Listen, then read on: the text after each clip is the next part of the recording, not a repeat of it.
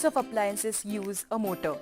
So friends, today let us make a very simple DC motor with household materials. You would need a battery, safety pins, insulated copper wire, magnets, an old bicycle tube, scissors and a cutter. Take a 1.5 meter of insulated copper wire and wind it around the battery. Take about 10 turns and then remove the coil like a spring. Take one end and tie a knot and stretch it out. Do the same thing for the other end.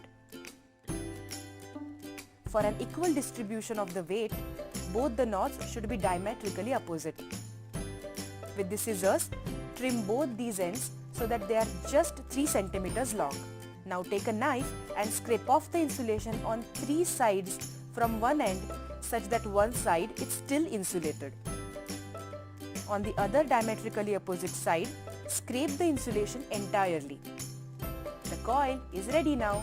Next, take an old bicycle tube and use it to make 2 broad rubber bands. Now stretch and fix these rubber bands on the battery and tuck in the magnet and the safety pins. The motor is now ready.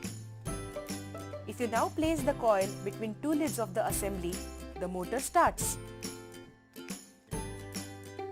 An electric DC motor is a device that converts electric energy into mechanical energy. When the coil is connected to the battery, current passes through it, which eventually turns it into an electromagnet. This electromagnet has its own south and north pole.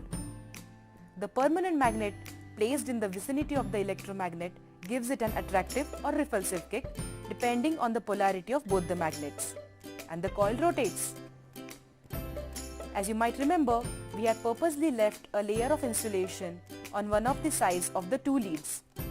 This precisely contributes to switching the current on and off for every rotation.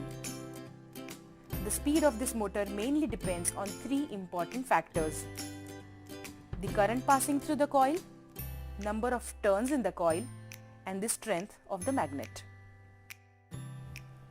Wasn't it simple? So make your own DC motor and have fun!